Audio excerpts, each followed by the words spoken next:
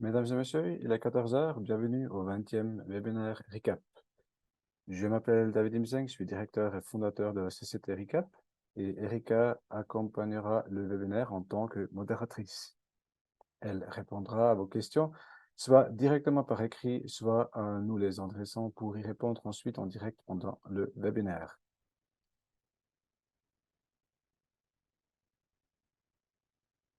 Oui, on a déjà une question, c'est très bien. Mais il y a quelqu'un qui a levé la main. Est-ce qu'on nous attend pas? Ah, la main a disparu. Oui, c'est sur ce diapositive qu'on arrive déjà aux détails organisationnels du webinaire. Vous pouvez intervenir en levant la main. On a juste vu qu'il y avait une personne qui a fait ça. Est-ce que tous les autres peuvent aussi lever la main pour assurer que vous nous entendez?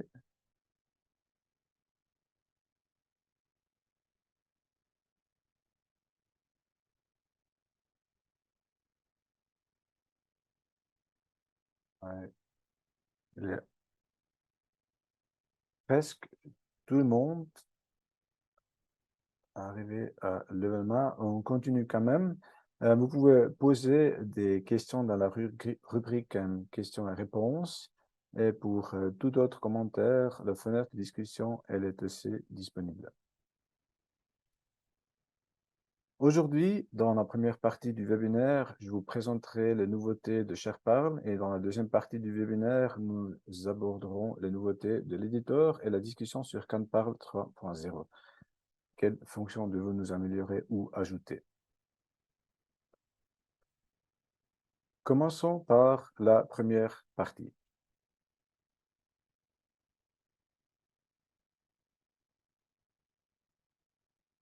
Nous voyons ici le journal multimédia du Grand Conseil de Berne. Le nouveau ShareParl y ressemble beaucoup. En cliquant sur une session, celle-ci s'ouvre et les points à l'ordre du jour traités apparaissent. Si j'ouvre un point de l'ordre du jour, ici par exemple le 003, la vidéo s'ouvre sur le côté droit à l'endroit où le point de l'ordre du jour a été traité. Dans la partie gauche de l'écran, les autres points de l'ordre du jour restent visibles et je conserve le contexte temporel de toute la semaine de la session.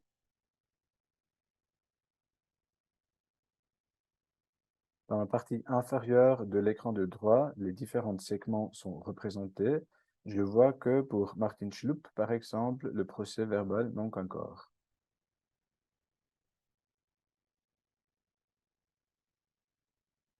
Lorsque j'ouvre un vote, la vidéo passe directement à l'endroit où je peux voir les résultats. Dans le journal multimédia, il est même possible de voir la liste nominative et de l'imprimer.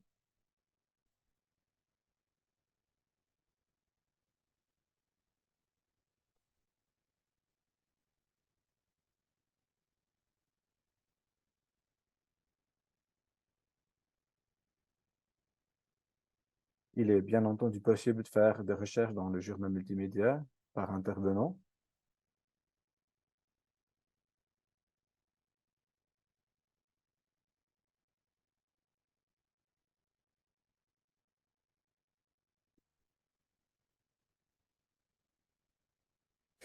Pardon. Monsieur le Président, Monsieur le Chancelier, chers collègues, le point de départ de ce petit... Par numéro d'affaires,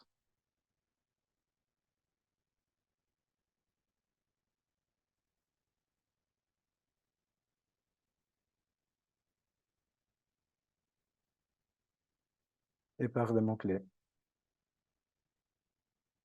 La recherche filtre l'affichage en temps réel, seuls les points de l'ordre du jour et les segments qui correspondent aux critères de recherche sont affichés.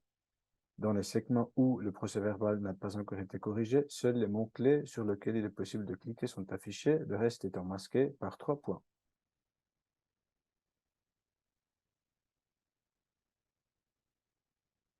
Constitution, liberté d'opinion et d'information, dont j'aimerais rappeler juste l'alinéa 1.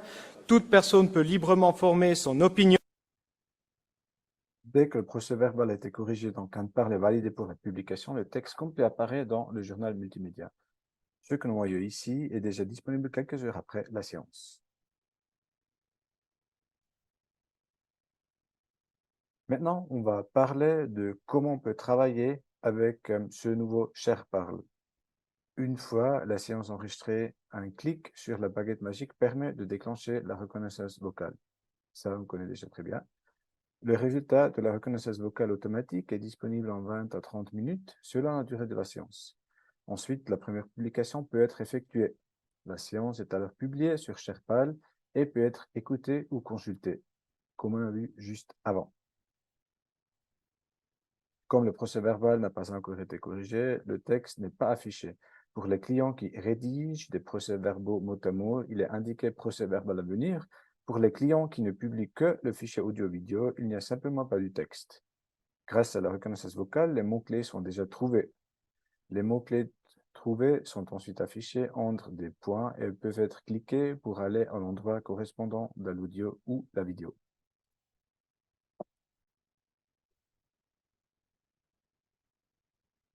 Madame la députée Froidevaux a pris une place ces derniers temps dans l'actualité du vote consultatif, comme vous l'avez mentionné, Madame la députée. Un vote consultatif, je réponds par la de vote consultatif. Ce droit, un vote consultatif ne peut donc pas être décidé et organisé.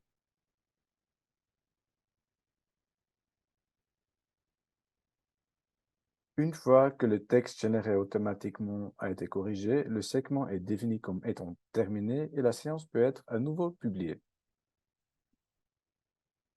Le PV est alors affiché dans son intégralité. Le curseur suit maintenant les mots.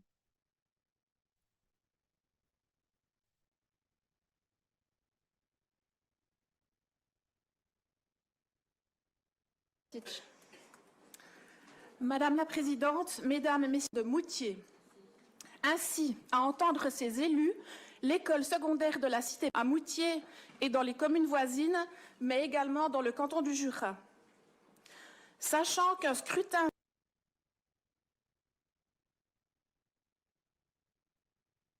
Dans notre monde mobile, l'affichage sur le smartphone devient en plus important. Nous sommes d'avis que SharePal tire la meilleure partie des possibilités techniques disponibles aujourd'hui.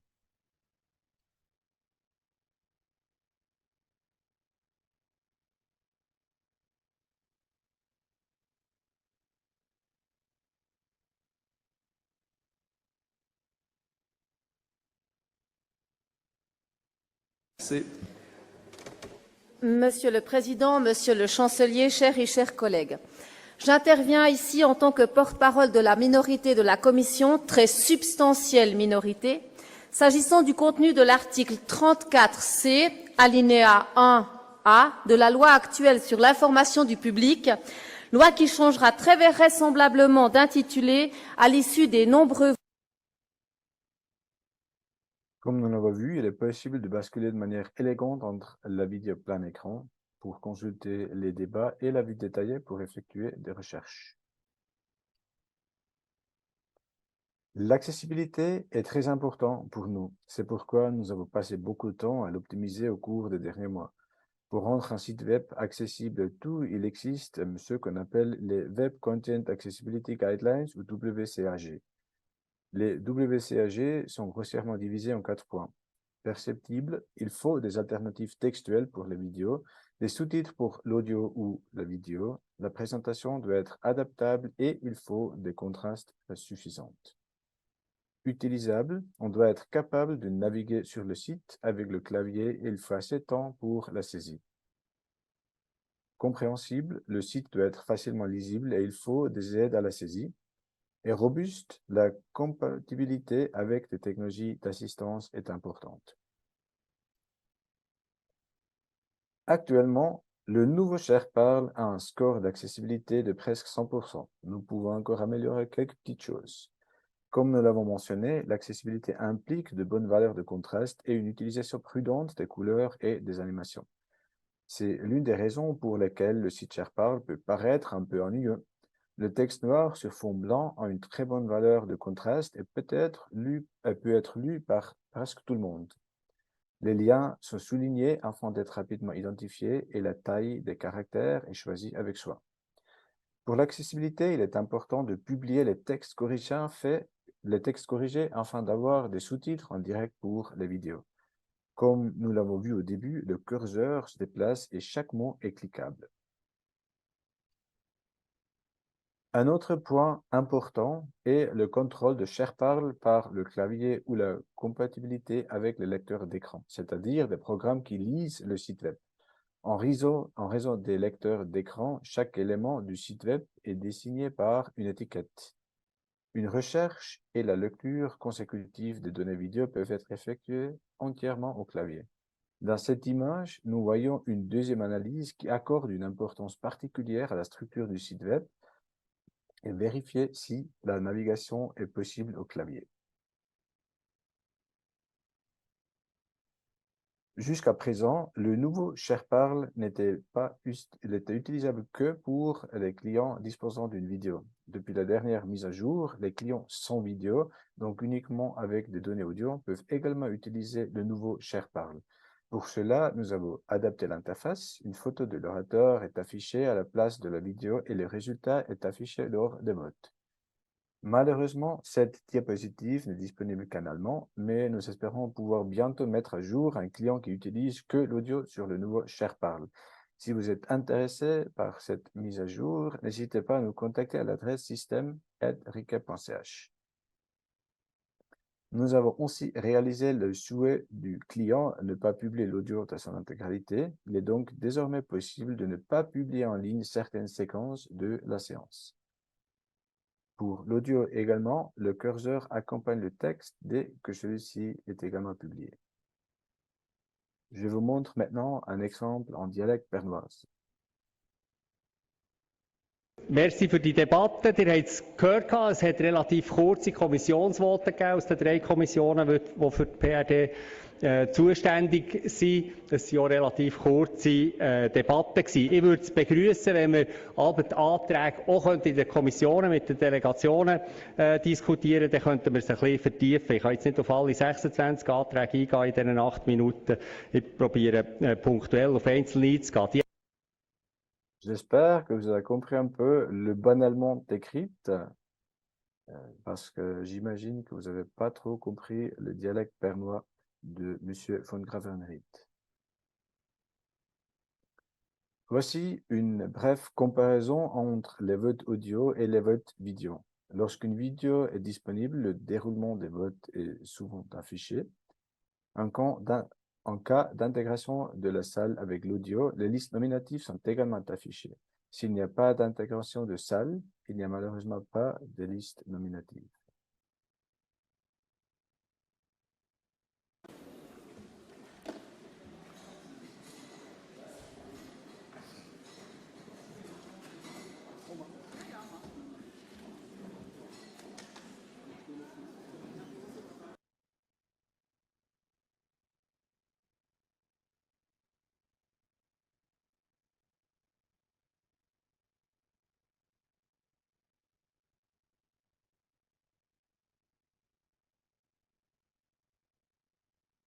Les clients disposant d'une vidéo ont également la possibilité d'intégrer un iframe.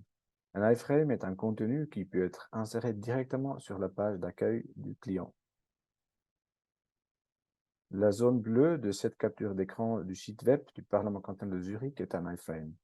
Nous avons considérablement amélioré ce lecteur vidéo au cours des 6 derniers mois en nous basant sur les réactions des clients. On n'a pas seulement la vidéo, mais on peut aussi afficher à droite l'heure du jour et les intervenants et naviguer directement à l'endroit souhaité. En cliquant sur le logo Recap en haut à droite, le segment s'ouvre en vue complète.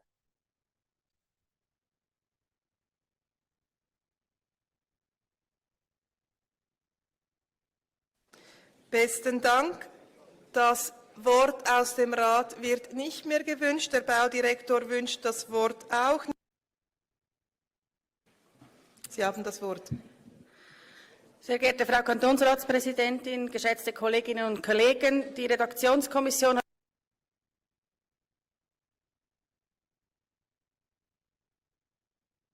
Voilà, là on est sur le site complète du recap. Alors, c'est en ce moment-là où on a cliqué sur le logo recap quand on est sorti du site web du Parlement cantonal de Zurich et qu'on est arrivé sur setage.recap.ch. Dans le nouveau ShareParle, tout le monde peut télécharger les vidéos. Nous avons ajouté cette fonctionnalité en raison de fortes demandes. Si cette fonctionnalité n'est pas souhaitée, elle peut être désactivée.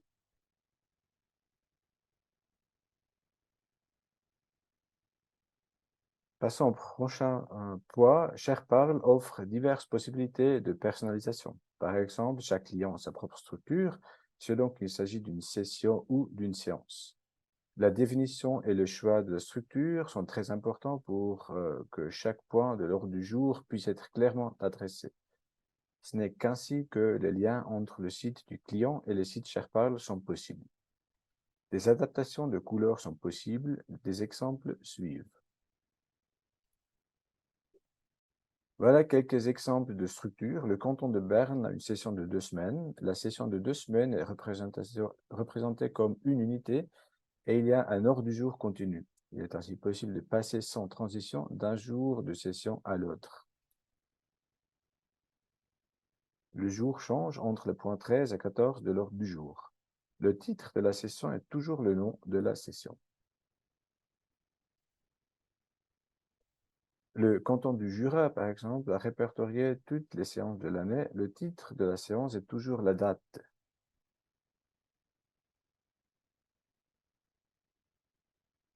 Dans le canton de Bâle-Ville, il y a plusieurs séances par jour qui sont affichées en tant qu'une unité séparée.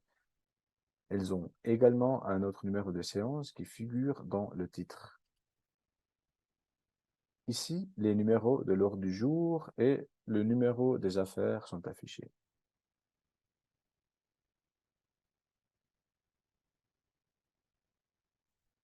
La page accessible et propre comporte quelques touches de couleur, à savoir d'une part le point de l'ordre du jour sélectionné et d'autre part le segment sélectionné avec le bouton Play. Cette couleur peut être choisie par le client, ici dans l'exemple le bleu de Zurich à gauche et le rouge du canton de Jura à droite.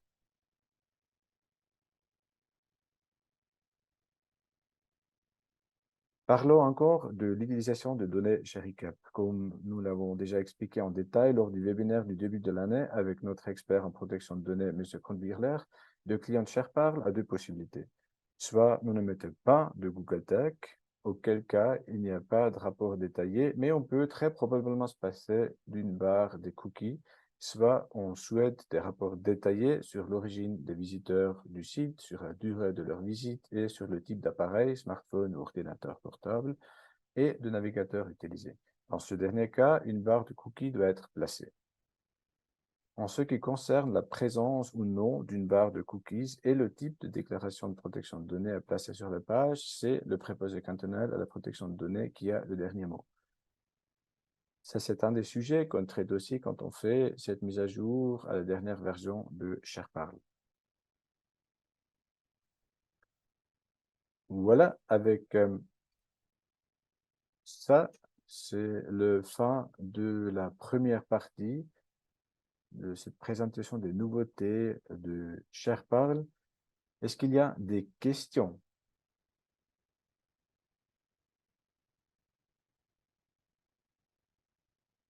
Je vois une question. Peut-on aussi télécharger la CS entière? Ça, c'est une bonne question. C'était possible avant, mais maintenant, c'est plus possible de télécharger une séance entière. Parce que, comme j'ai expliqué brièvement, c'était le souhait des clients qu'on peut choisir de ne pas publier certaines parties de la séance. Et c'est pour ça qu'avec la nouvelle version de ShareParle, on peut télécharger chaque segment, alors chaque intervention d'un locuteur séparément, mais on n'a pas le bouton pour télécharger le fichier entier. Là, on parle de ShareParle. Sur CanParle, vous avez toujours la possibilité de télécharger le fichier entier. Mais vous disposez d'un mot de passe et c'est vous qui travaillez avec les documents audio-vidéo pour générer les PV. Alors, vous pouvez contrôler tout. Vous avez aussi le droit d'écouter tout.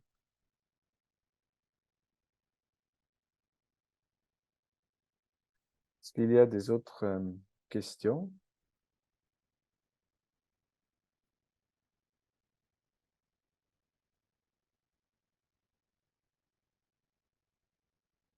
Une autre question, qu'est-ce qu'on voit si on note pas les résultats des votes dans les segments de vote?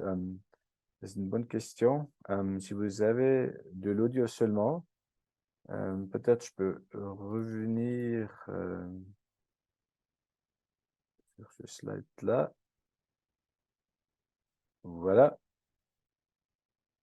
Là, vous voyez qu'il y a 38 oui et 25 non. Bien sûr, ça peut être affiché si vous avez généré un segment de vote et puis si vous avez tapé le résultat sur l'interface. Autrement, l'ordinateur, il ne le sait pas. Et puis, dans ce cas-là, on va juste rien afficher. Alors, quand les petits casiers pour noter le résultat de vote est vide, on n'affiche rien du tout dans ce petit graphique.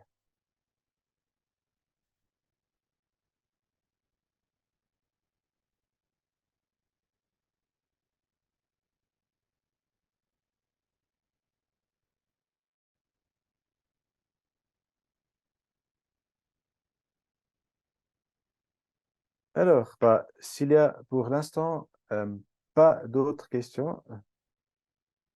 Ah, on a encore une question. Est-ce que cette nouvelle version elle est déployée automatiquement? Non. On ne fait pas des mises à jour tellement importantes automatiquement, mais on prend contact avec tous les clients. Et puis on discute quand est le bon moment pour faire ces mises à jour.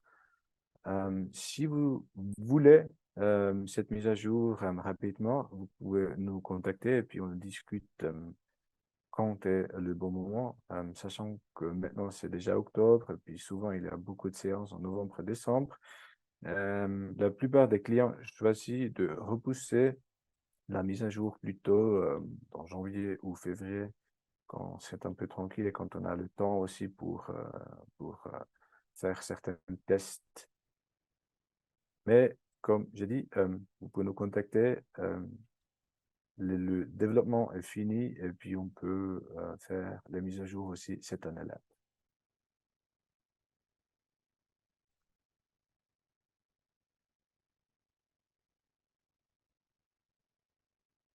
Là, en fait, on avait prévu de faire une petite pause de quelques minutes seulement. Alors, je propose qu'on continue à 2h25.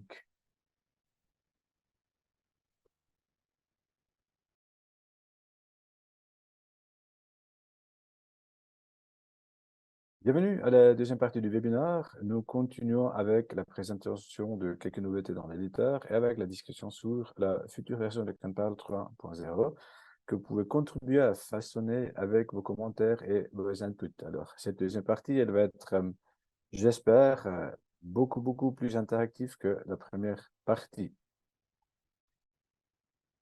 Les personnes qui nous ont communiqué leur adresse à temps ont reçu un paquet pour l'apéro. Ce n'est pas encore l'heure de l'apéro malheureusement, mais j'aimerais tester brièvement si vous pouvez tout participer à un sondage avant la discussion interactive. Dans le paquet d'apéro, vous avez entre autres du Fondant du Valais et un porte-clés. Le porte-clés est également un nouveau bouteille de bière en Valais. Il y a aussi quelques brasseries artisanales, d'où la première question. Préférez-vous avoir du vin valaisan, une bière artisanale, ou cela vous est-il égal dans votre paquet apéro? Alors ça, c'est juste un petit test pour voir que vous pouvez tout participer à cet sondage.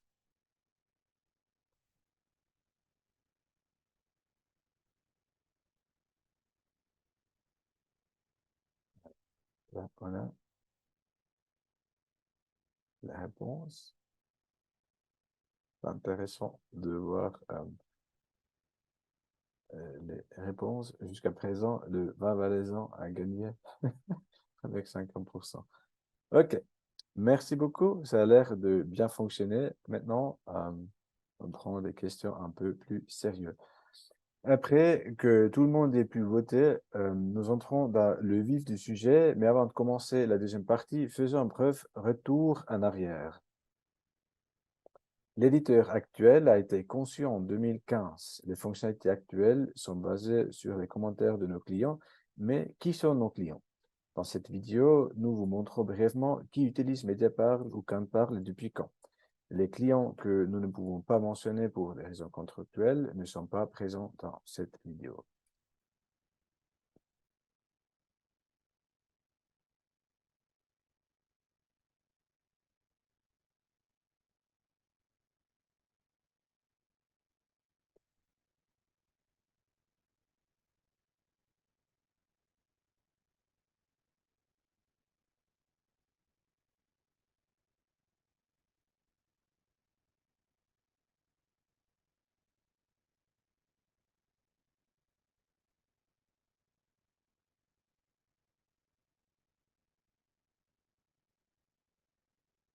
Voilà cette petite vidéo. Passons maintenant à une innovation technologique. Dans le domaine de la reconnaissance vocale, nous travaillons sur ce que nous appelons les boost words, c'est-à-dire des mots plutôt rares qui sont importants dans le contexte d'un client. Les mots plutôt rares sont souvent moins bien reconnus, en particulier lorsqu'ils ont une consonance acoustique similaire à celle des mots utilisés plus fréquemment.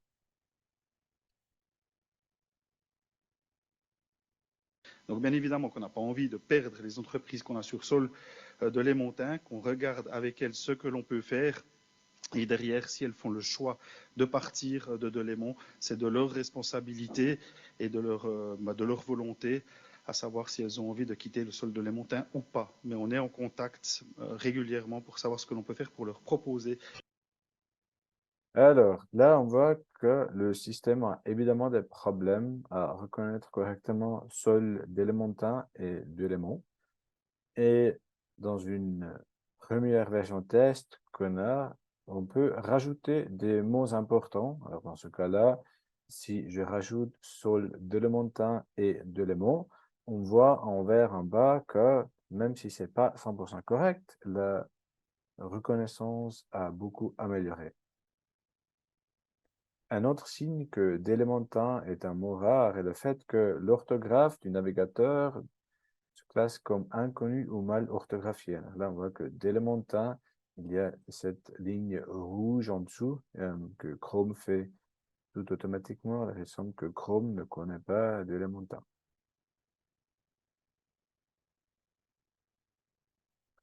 Les boosters peuvent être définis par séance. Alors, chaque fois qu'on clique sur la baguette magique, on peut définir des boosters.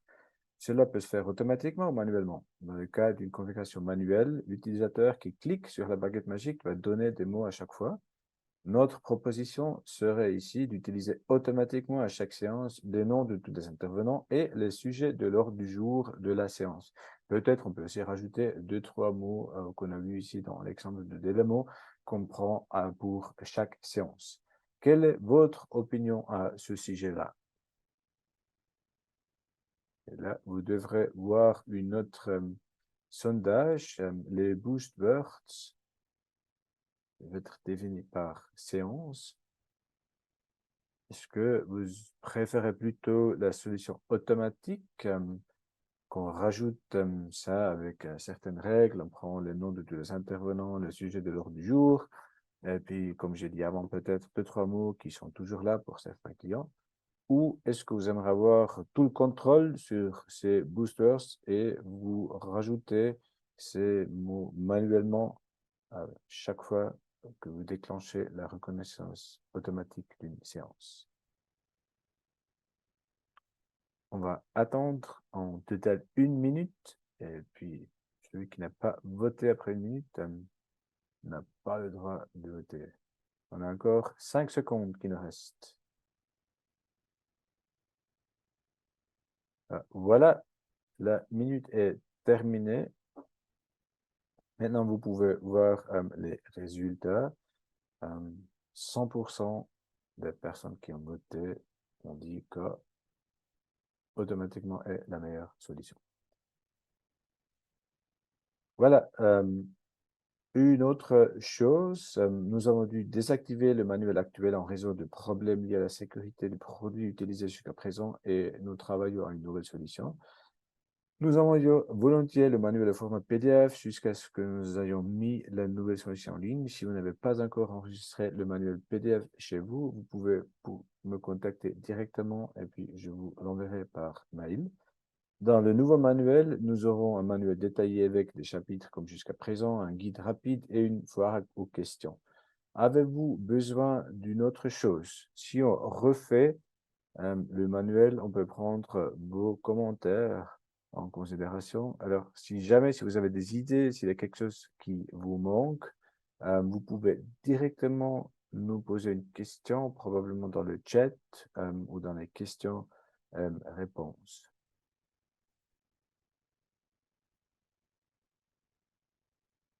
Je continue et puis vous pouvez aussi nous envoyer des propositions plus tard.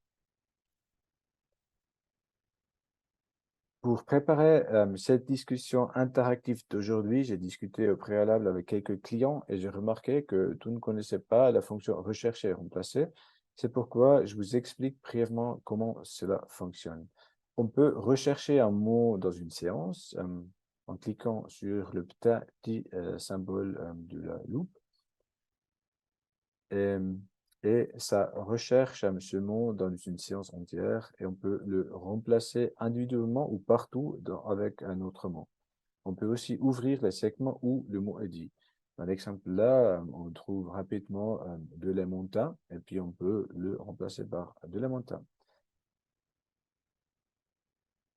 Alors, ça c'est plutôt une information et pas une question. Après, passons à la lecture audio. La lecture audio est une fonction très importante dans Canparl. Actuellement, la lecture peut être commandée par la souris, la pédale ou le clavier. Et j'aimerais commencer avec le sondage qui contrôle l'audio avec la souris, la pédale ou le clavier. Dans ce cas-là, vous pouvez choisir plusieurs réponses.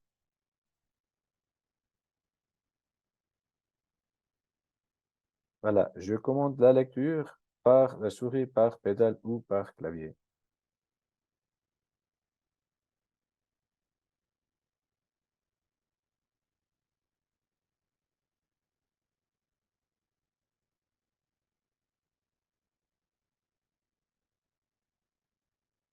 Et on attend encore 10 secondes pour ceux qui n'ont pas encore choisi. 5 secondes. Et puis voilà, on termine ce sondage. Il y a un peu de tout. Une deuxième question qui suivra. Quelque chose doit-il être adapté? Est-ce que ça c'est plutôt une question ouverte, comme le manuel aussi? Est-ce que vous aimeriez changer quelque chose avec la lecture audio ou la lecture vidéo? Ça c'est aussi quelque chose, si les prochains jours vous travaillez avec l'outil et puis vous réalisez qu'il faut changer quelque chose, c'est maintenant le moment. Parce que, comme j'ai écrit dans l'invitation du webinaire, on refait le site de l'éditeur, alors on peut aussi refaire la lecture audio ou la lecture vidéo. Si jamais, si quelqu'un veut dire quelque chose, n'hésitez pas à lever main, puis on peut aussi vous donner la voix, puis vous pouvez poser votre question à vive voix.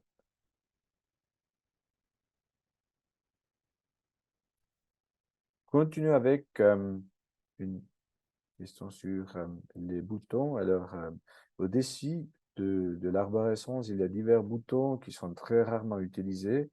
C'est pourquoi nous proposons de déplacer la taille de la police dans le profil utilisateur et de supprimer les boutons de numérotation. Ça veut dire que là, en rouge, ces boutons-là, on va les remplacer ou bien enlever. Il reste le bouton pour ouvrir ou fermer tous les points de l'ordre du jour et le bouton pour faire défiler jusqu'au segment ouvert. Y a-t-il des objections à cette procédure? Est-ce qu'il y a quelqu'un qui utilise beaucoup ces 4 boutons. Alors là, on parle des boutons qui se trouvent au-dessus de l'arborescence où il y a tous les sujets d'une séance. Il n'y a personne qui réagit pour le moment. Alors, passons au prochain point. Une autre fonctionnalité que tu ne connaissais pas est l'ouverture d'un segment à partir du signal audio. Avec la souris, on peut déplacer le signal audio, comme je fais dans cette petite vidéo. Le zoom peut être réduit pour défiler plus rapidement. Et lorsque j'arrive à l'endroit souhaité, je peux cliquer avec le bouton droite de la souris sur « Ouvrir le segment » et le segment s'ouvre. En cliquant sur le bouton « Afficher segment ouvert », je peux faire défiler jusqu'au segment ouvert. Alors, ça c'est plutôt pour information, parce qu'on a constaté qu'il y a beaucoup de personnes qui ne connaissaient pas cette fonctionnalité. Vous pouvez ouvrir un segment à partir du signal audio. Le prochain point, c'est le menu contextuel. Le menu contextuel de l'arborescence permet d'insérer ou de supprimer des points de l'ordre du jour, de déplacer des segments vers d'autres points de l'ordre du jour et de créer de nouveaux segments de différents types. Et là, il y a aussi une question ouverte. Devons-nous adapter quelque chose? Est-ce qu'il y a quelque chose qui manque? Est-ce que vous avez de la peine à changer l'ordre des segments? Est-ce que vous avez de la peine à rajouter ou à enlever des sujets? Est-ce qu'on peut vous aider à être plus efficace dans cette procédure?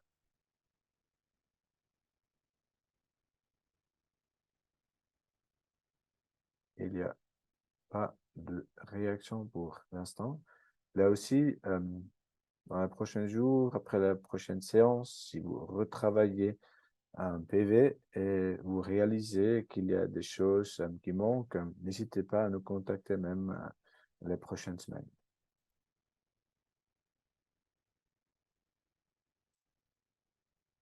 Actuellement, il est possible d'ouvrir la séance entière pour effectuer une recherche rapide dans d'autres segments et éventuellement copier des passages de texte.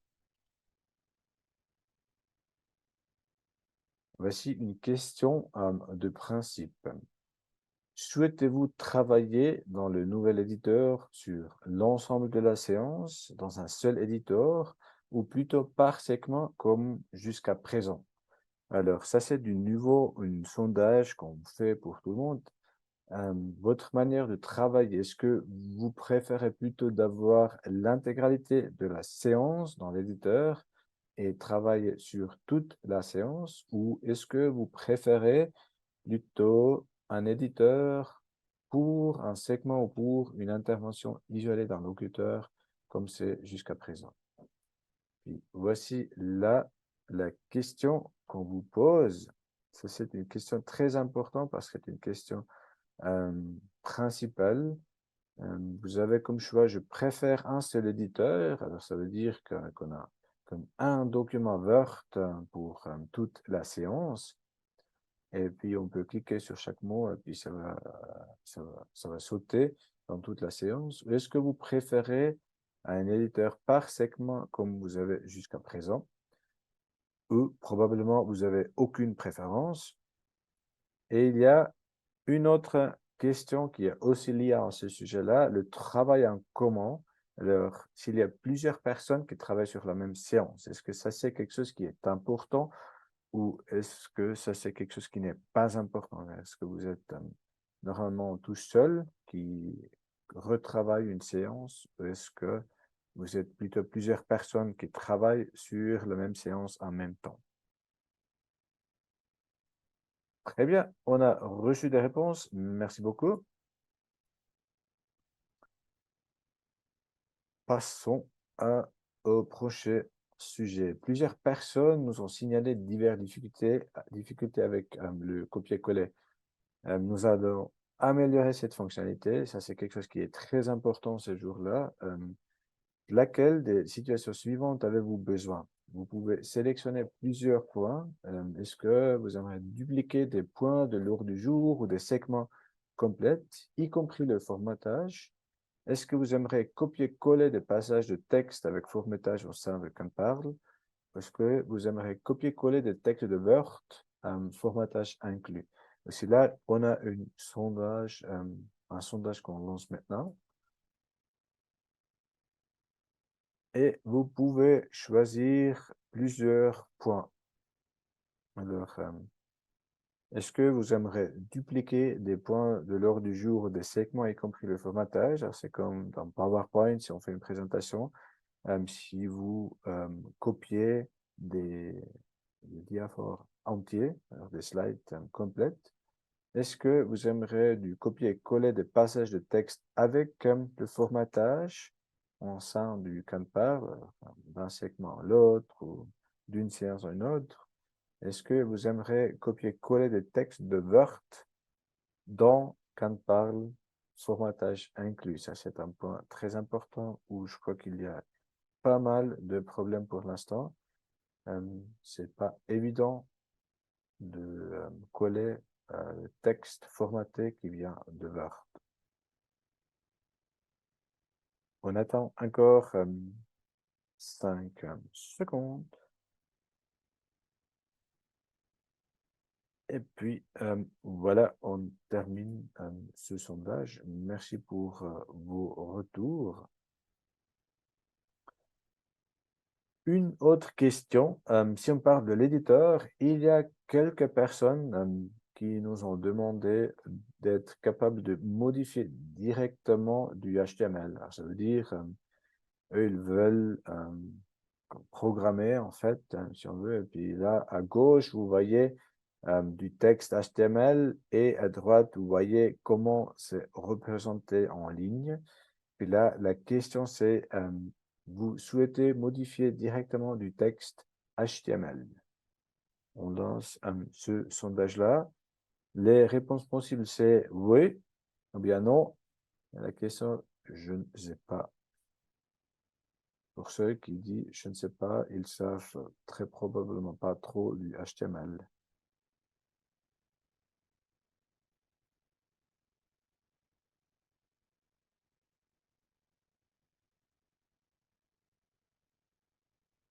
Très bien, on attend encore 5 secondes. Voilà, on termine ce sondage et on passe au prochain point. Les fonctions de formatage qu'on a dans l'éditeur actuel. Il semble que le titre du deuxième degré n'est pas nécessaire. Qui l'utilise? Alors ça c'est en fait, ce sont ces deux boutons-là. Après, il faut dire que le P, il est utilisé parfois, mais le H, il semble qu'il est quasiment jamais utilisé. Puis un autre point qu'on a aussi, annuler et rétablir ne fonctionne pas pour tout le monde. Qui a eu des problèmes avec le fonction ou avec les fonctions annuler et rétablir? Là, on lance un sondage pour mieux comprendre la situation. Si on parle d'annuler et rétablir, est-ce que ça fonctionne bien, ça ne fonctionne pas ou je ne l'utilise pas?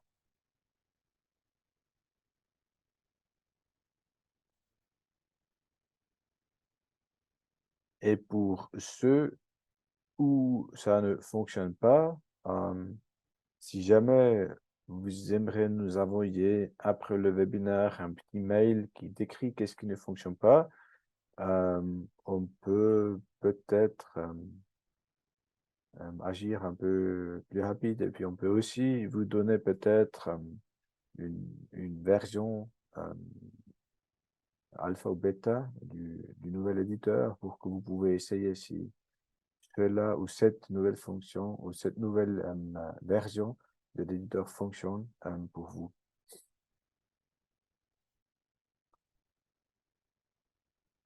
Il y a deux boutons qui permettent de déplacer le texte, y compris le ton des mots, dans le segment précédent ou suivant ou dans un nouveau segment.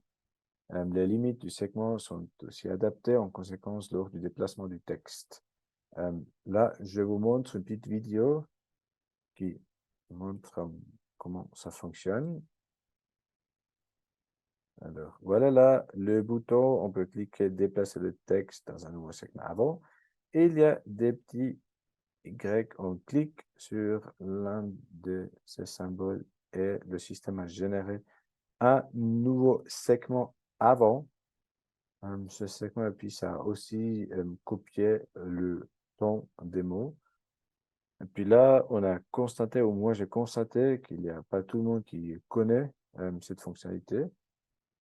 Et puis c'est pour ça que aujourd'hui, j'aimerais vous poser la question, considérez-vous cette fonction comme importante? On a un sondage, déplacer du texte. Est-ce que ça c'est important pour vous? Est-ce que ça c'est pas important ou est-ce que vous ne savez pas? Comme pour les autres questions, ici aussi, vous pouvez me répondre plus tard si vous travaillez sur les prochaines séances. Vous réalisez que c'est quelque chose qui est important.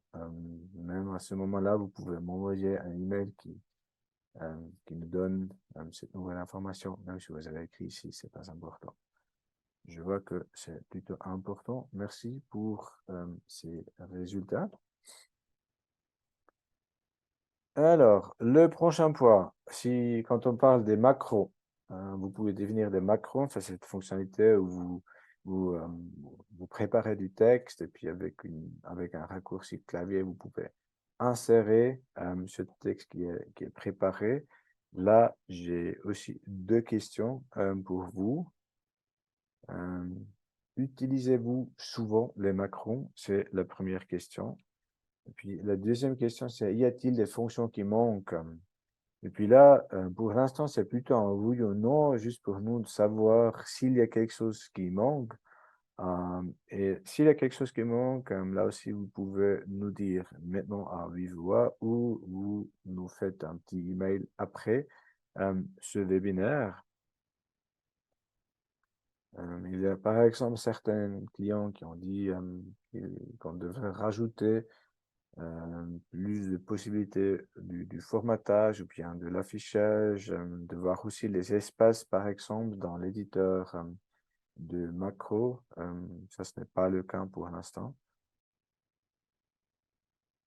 Là, on a déjà quelques réponses. On attend encore 5 secondes.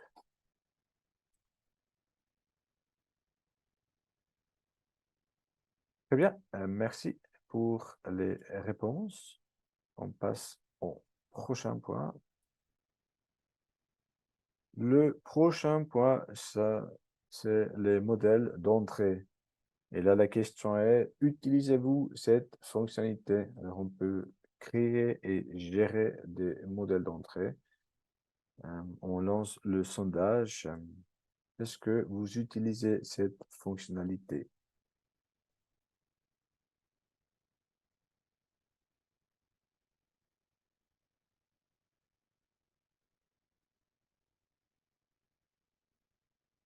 Bien, je suis étonné qu'il y a des gens qui l'utilisent.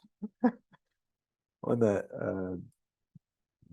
voulait enlever cette fonctionnalité, mais s'il y a des gens qui l'utilisent, on va bien sûr laisser cette fonctionnalité.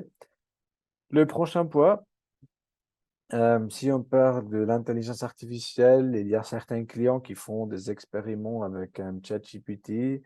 Avec ChatGPT, il y a toujours cette histoire de protection de données, parce que ChatGPT, ça vient de OpenAI, c'est aux États-Unis. Et puis ici, la question c'est, un bouton ChatGPT serait-il utile? Ça qu'on aimerait implémenter, c'est que vous pouvez avoir une liaison ou un contrat avec OpenAI. Vous avez un petit clé API pour l'utilisation de ChatGPT de OpenAI, et puis vous pouvez insérer cette clé dans l'interface Recap qui vous permet après d'envoyer deux textes et de recevoir le texte de ChatGPT. puis, si on rajouterait un tel bouton pour accéder à ChatGPT, on pouvait créer des meilleurs textes, ou il y a même des clients qui travaillent actuellement de créer d'une manière automatique, bien sûr, des discours indirects. Alors là, on lance le sondage. On parle de ChatGPT. Un bouton ChatGPT serait-il utile? Là, vous avez plusieurs choix. Vous pouvez dire, oui, j'aimerais utiliser pour créer des meilleurs textes, pour créer des discours indirects. Ou vous pouvez aussi dire, j'ai aucune idée.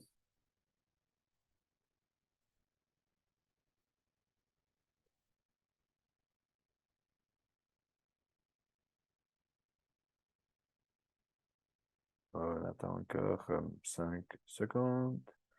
Pour ceux qui veulent encore répondre, merci pour tous ces résultats.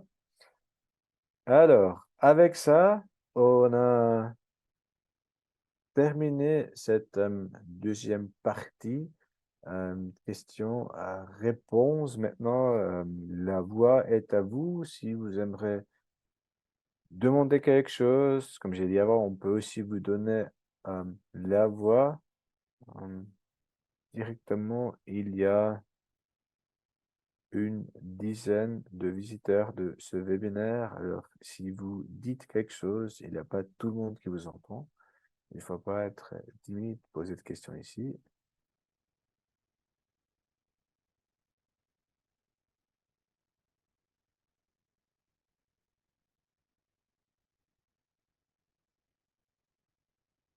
Puis, peut-être aussi la question, est-ce qu'on n'a pas parlé d'une fonctionnalité qui est complètement inutile, qu'on peut désactiver, ou est-ce qu'on n'a pas couvert un certain sujet qui est très important pour vous, une amélioration que vous aimeriez rajouter à cet éditeur?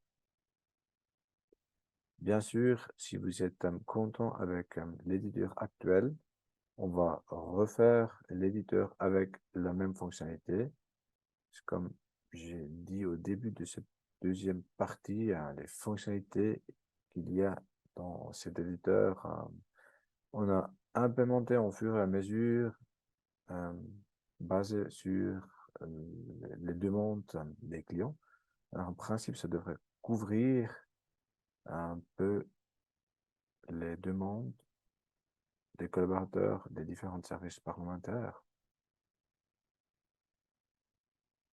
Là, on a une question. Quand une séance est corrigée, le point devient vert, mais le bouton sur la droite reste en préparation.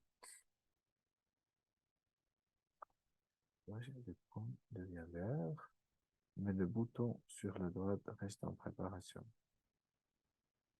Pourrait-on le mettre en terminé?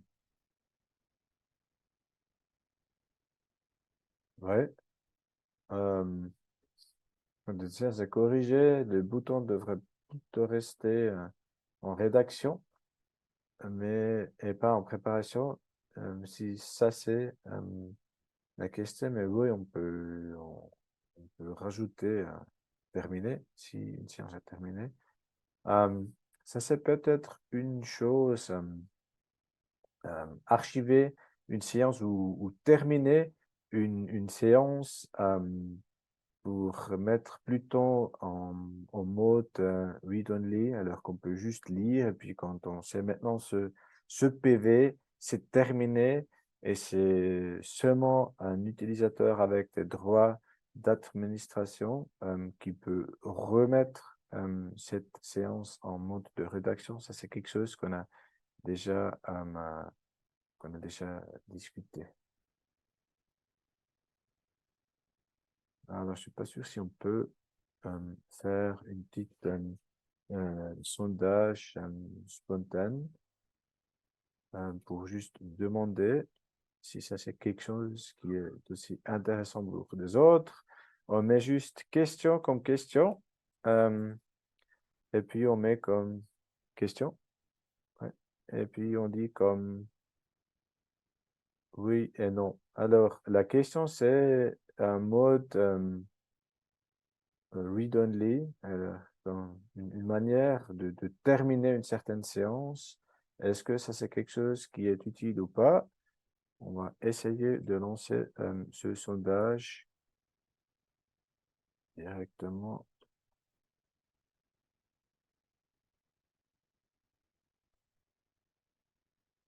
Voilà, là, vous voyez sur l'écran. Ça s'appelle juste question, mais la question, comme j'ai dit avant, un mode où on peut juste lire pour terminer une séance. Est-ce que quelque chose comme ça vous semble utile? On n'a pas rajouté une option que ça m'est égal. Alors pour l'instant, c'est que de oui ou de non. Ceux qui ne savent pas, vous dites juste rien. Encore 5 secondes. Il semble que pour la plupart des gens, c'est plutôt intéressant. OK. Merci pour cette réponse. Est-ce qu'il y a des autres questions?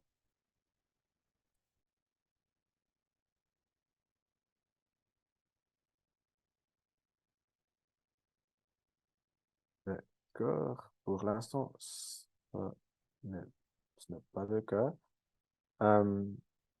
Comme toujours, chez toute la fin, j'ai encore une demande.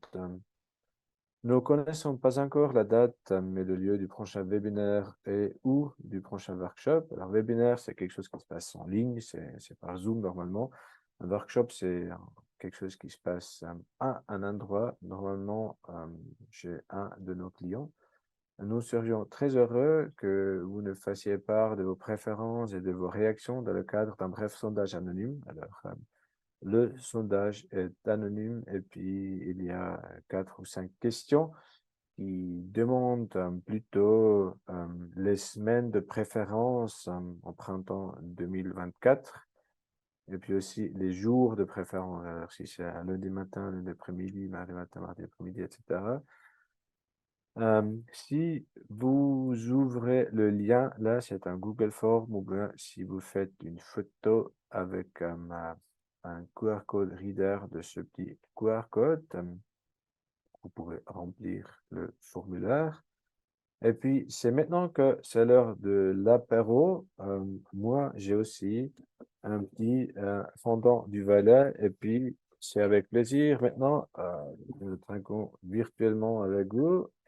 Voilà, je dis santé. J'espère de vous accueillir à nouveau en 2024 lors du prochain webinaire ou d'un workshop physique. Ça, c'est aussi une des questions que vous pouvez répondre. Est-ce que vous préférez un événement en ligne ou est-ce que vous préférez un événement physique? Moi, je suis encore ici dans ce call jusqu'à 3h05. Alors, j'entends encore 5 minutes. Si quelqu'un a encore des questions, nous pouvons aussi discuter de ces questions bilatéralement. Je souhaite à tous les autres un bon reste d'après-midi et une bonne soirée. Merci beaucoup pour votre participation à ce webinaire. Au revoir.